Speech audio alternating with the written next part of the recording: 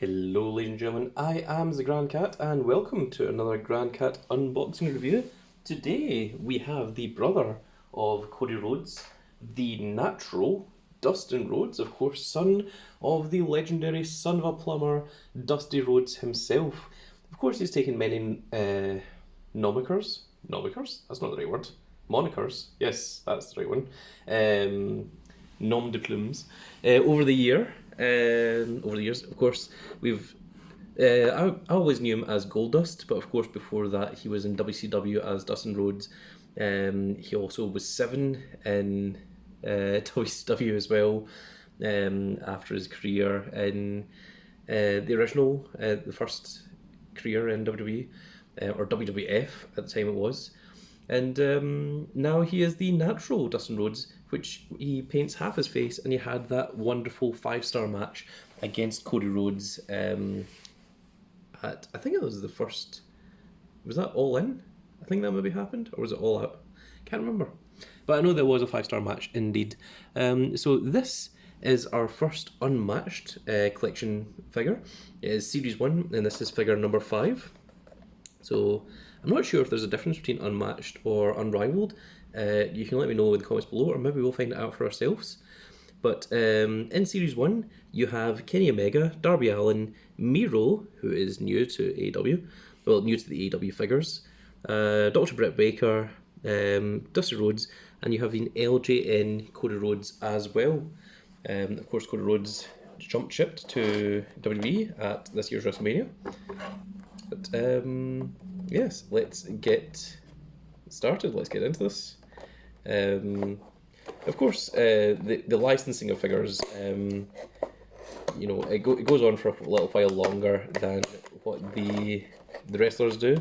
So sometimes you'll get figures of wrestlers that have been released, and that is certainly a thing that happened with Cody Rhodes. We've seen it with a few other wrestlers, like when Karrion Kross was released, but Karrion Kross is of course back now. Keith Lee, Isaiah Swerve Scott, who is now Swerve Strickland in AEW. So a whole bunch there. So let's rip open our Dustin Rhodes. We are not keeping the packaging. If you're watching this in the future and Dustin Rhodes is like a £500 figure, bear in mind that I did buy this for $12.99, so I'm not too heartbroken over it. So here we go, there is Dustin Rhodes. So he looks to be quite a bit crouched over, so I'm wondering if he's quite a tall figure. I think Dustin Rhodes is quite tall as well, so that would be keeping in character. So he comes with 2 alternative hands, open hands. He comes with a separate head, which is kind of open mouth head, and it comes with the regular head as well, and that is your accessories. So let's jump right in and see what the natural one looks like. I don't know if the Unmatched was meant to be kind of like an elite version of the Unrivaled. Maybe that's what they're going for initially. Similar to how WWE have the regular figures and the elite figures, but I'm unsure. So it's very possible that there is no difference. That it's just a brand change. So here we are. The figure actually looks really cool. I don't know if this is properly coming out on camera, but actually the outfit is quite shiny. So it's not just I mean, it is solid colours of course, but the shine on it gives it a lot more depth to the figure, which is very, very cool to see. So I'm curious about the height. So we still have Cash Wheeler. Oh my goodness, we're out of focus. And we're shaking the camera. So we still have Cash Wheeler and Dax Harwood over here to the side. So let's just do a height comparison. And yeah, you can see that Dustin is a little bit taller. I mean, not horrendously more taller, but he is certainly a little bit taller than your regular wrestlers, because he is supposed to be. So in terms of articulation, you have the double elbow here. The tattoos actually look really good along here. Can we get some close-ups of those? So there you can see a little part there.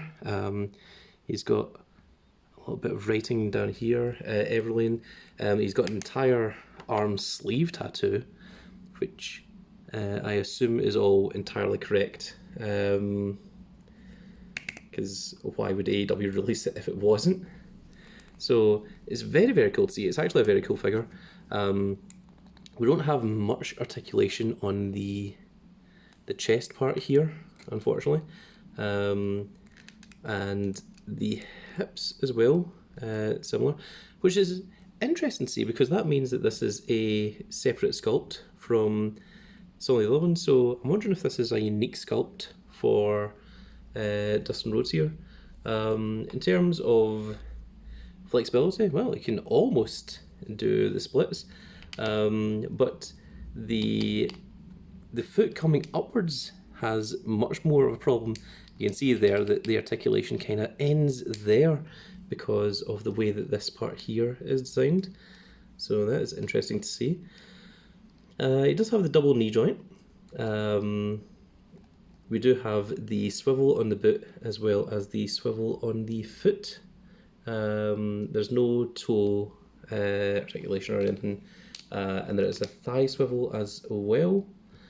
So yeah, you get a lot of articulation for your figure, and the head is on the double neck joint as well, so you can have, you know, a true looking down at the opponent, and you can also have the head up a bit as well, depending on what you're wanting to do with your scene. So very cool, to say the least, so far. Let's take a look at the accessories. So of course the accessories are one head. I've never really liked the screaming heads before. I don't really keep trying to do these and it never looks good. It's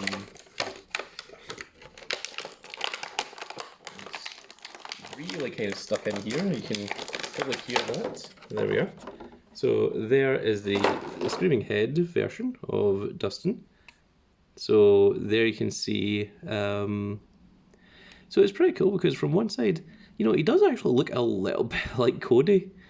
You can kind of see it, and on the other side, that certainly does look, you know, like the old Goldust character. But of course it's all blue now, as opposed to gold. And then we have the open hand gloves as well, as shown there. And I can use another one of those, shown there. So the hands, they're pretty easy to swap out. Just give it a little tug, comes off just like so, and then you can add in the other one. So you've got the open hand like this, and you also have the gripped hand like so, but no closed fists or any other type of hands.